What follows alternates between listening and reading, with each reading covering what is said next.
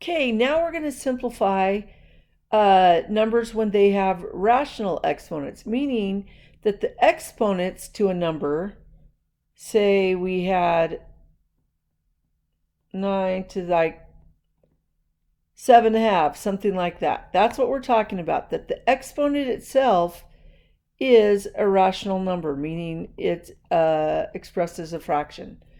Okay, so here are the key things you need to know. That when you have a number that has an exponent, the denominator is the root and the numerator acts as the exponent to the number.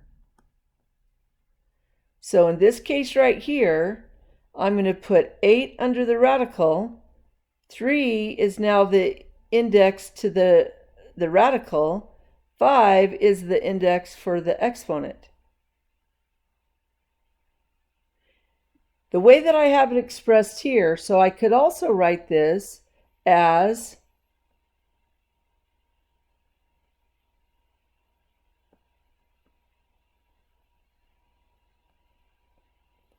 but I will tell you, typically, it is much easier to deal with small numbers. Like 8 to the 5th will be a very large number, and then taking the cube root, which is fine. But sometimes when you take the smaller number, some of this you can just do in your head. So some of you know, especially if you have that list, that 2 cubed is equal to 8. So the cube root of 8 is equal to 2. So I can replace this whole thing now. The cube root of 8 is 2. And 2 to the 5th, well, if you've got a calculator and you have that little caret button, you can just type in. It's always best to do this, but you only really need to do that when you've got a negative number. We don't have a negative number. So you can, on your calculator, if you need to, 2 caret 5, enter, and you get 32. All right, so if we had, let's say 64 to the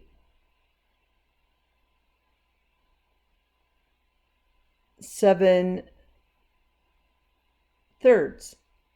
All right, so I'm going to do cube root 64, and then I'm going to raise that whole thing to the 7th power.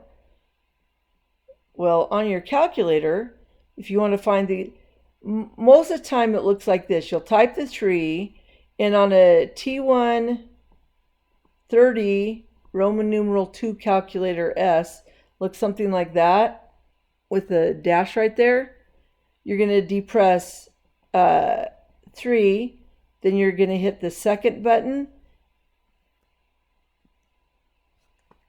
then you're going to hit the caret button, and it's going to give you this thing with an X right there and a radical sign.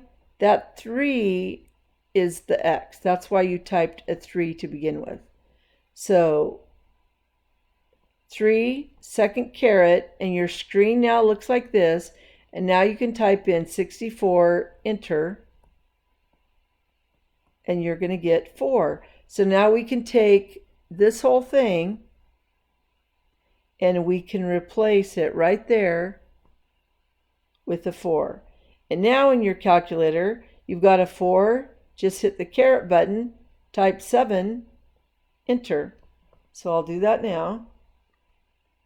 I've got 4, hit the caret button, 7, enter, and we've got 16,384. Okay, I hope this helps.